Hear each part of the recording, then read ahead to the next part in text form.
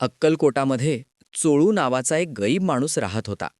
त्याची पत्नी अतिशय स्वामीभक्त होती. त्यांना एक लहान मुलगा होता, बाळा. हा बाळा अतिशय गोड आणि हसरा स्वभावाचा होता. चोळूच्या घरात गरिबी असली तरी बाळामुळे त्यांच्या घरात नेहमी आनंदाचे वातावरण असायचे. एके दिवशी बाळा खेळता खेळता अचानक आजारी पडला. त्याला प्रचंड ताप आला. गावातील वैद्यांनी सर्व औषधे दिली, पण काहीच फरक पडेना. 3 दिवसांनी बाळाने प्राण सोडले. चोळूच्या घरी शोककलंदी माजली. आई रडत रडत म्हणाली, माझा बाळा गेला. आता मी कशासाठी जगू? स्वामी समर्थांशिवाय आता कोणी मला वाचवणार? चोळूने आपल्या पत्नीचे सांत्वन करण्याचा प्रयत्न केला, पण ती ऐकत नव्हती. ती म्हणाली, मला स्वामींकडे जायचं आहे. ते माझ्या बाळाला परत आणतील. गावातले लोक म्हणाले, बाई, मूल गेलं म्हणजे गेलं. आता काय होणार? स्वामींना व्यर्थ त्रास देऊ नकोस. पण आई एकही ऐकली नाही. तिने मृत बाळाला कपड्यात गुंडाळले आणि स्वामी समर्थांच्या मठाकडे धावत सुटली.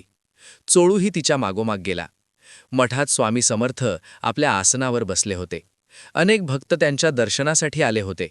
आई रडत रडत स्वामींच्या पाया पडली आणि म्हणाली, स्वामी, माझा बाळा माझ्यापासून हिरावून गेला. तुम्हीच आता माझी आशा आहात.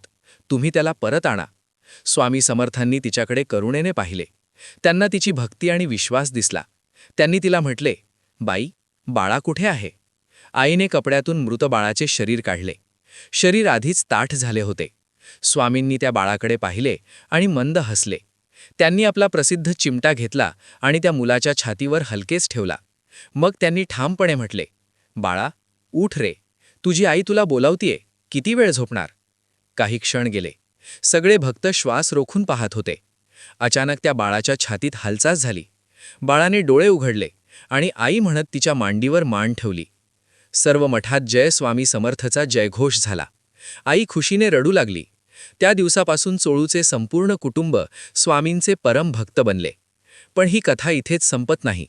पुढे काही वर्षांनी हाच बाळा मोठा झाला आणि स्वामी समर्थांचा अतिशय जवळचा शिष्य बनला.